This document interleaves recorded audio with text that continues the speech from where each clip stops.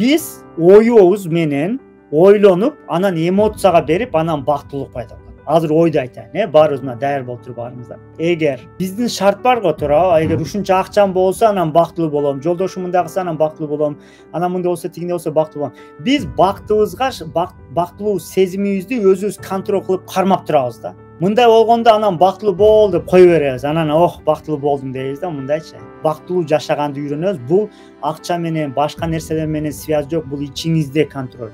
Акча, үй бүлө, дагы эмне, ийгилик, булар сөзсүз сизге бактылуулук сезим тартуулайт.